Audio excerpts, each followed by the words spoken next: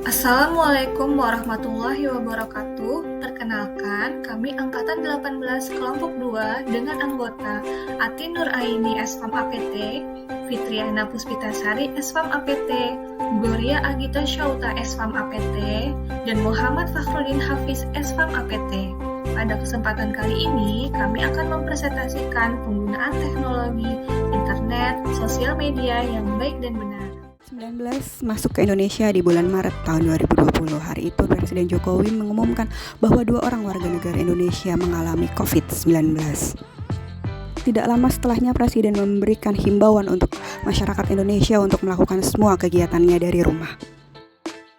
Himbauan Presiden saat itu berdampak pada berbagai kegiatan yang terjadi di Indonesia. Yang awalnya Indonesia melakukan semua kegiatan secara tatap muka, akhirnya beralih menjadi online atau secara daring. Saat itu aktivitas internet warga Indonesia meningkat tajam sehingga menyebabkan perkembangan teknologi menjadi lebih luas.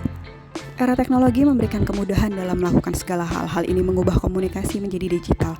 Komunikasi yang bersifat serba digital menjadikan literasi digital sebagai salah satu kebutuhan wajib di era serba teknologi seperti sekarang. Karena berbagai tantangan di ruang digital harus diimbangi dengan literasi digital yang mumpuni.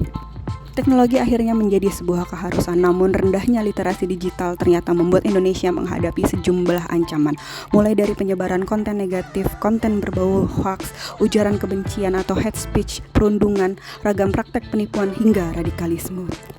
Literasi digital banyak menekankan pada kecakapan pengguna media digital dalam melakukan proses mediasi media digital yang dilakukan secara produktif. Seorang pengguna yang memiliki kecakapan literasi digital yang bagus tidak hanya mampu mengoperasikan alat, melainkan juga mampu bermedia digital dengan penuh tanggung jawab. Literasi digital menurut UNESCO merupakan kemampuan untuk mengakses, mengelola, memahami, mengintegrasikan, mengkomunikasikan, mengevaluasi, dan menciptakan informasi secara aman dan tepat melalui teknologi digital untuk pekerjaan dan kewirausahaan.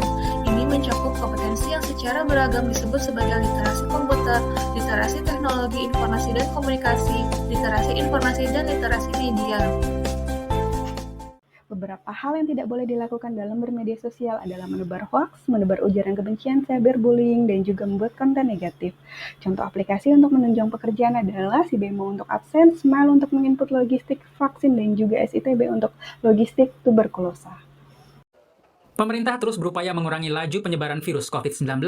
Namun, Kementerian Komunikasi dan Informatika masih menemukan banyak hoaks di media sosial yang disebut mengganggu upaya pemerintah mengatasi pandemi COVID-19. Perkembangan digital tentu dapat membawa dampak positif dan berbagai kemudahan. Namun, jika tidak dapat mengontrolnya, beberapa dampak negatif juga didapat. Berdasarkan studi International Journal of Mental Health and Addiction, pengguna media sosial yang berlebih dapat menyebabkan gangguan mental.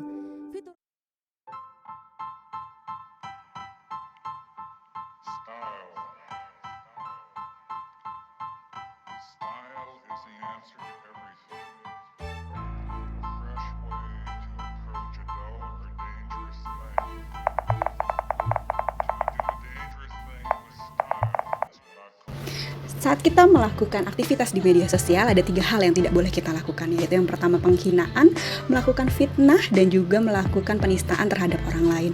Ketika orang lain yang kita tuju ternyata tidak terima dengan apa yang kita lakukan, mereka mempunyai hak untuk menuntut kita, dan kita dapat dituntut dengan hukuman berupa penjara ataupun membayar denda. Oleh karena itu, bijaklah dalam melakukan media sosial atau berkegiatan di media sosial. Menggunakan teknologi sebagai media dalam melakukan pelayanan, serta menghargai ide dan karya orang lain dengan mencantumkan sumber berita atau media lain jika kita mengutip postingan.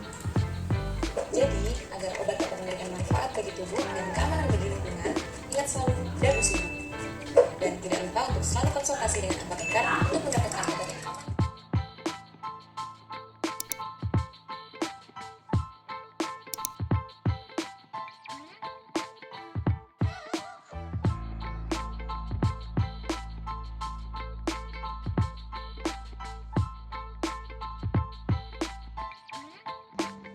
Gara-gara corona akhirnya harus vaksin juga. Aku sebarin aja biar orang-orang tahu aku sudah vaksin.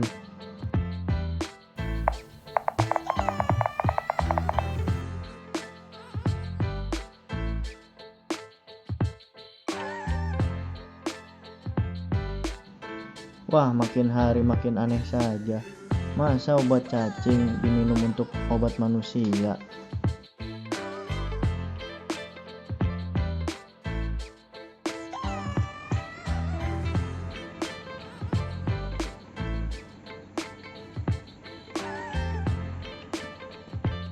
Kan, untung aku cari-cari tahu dulu, nggak langsung aku sebarkan. Pasti juga harus melalui resep dokter.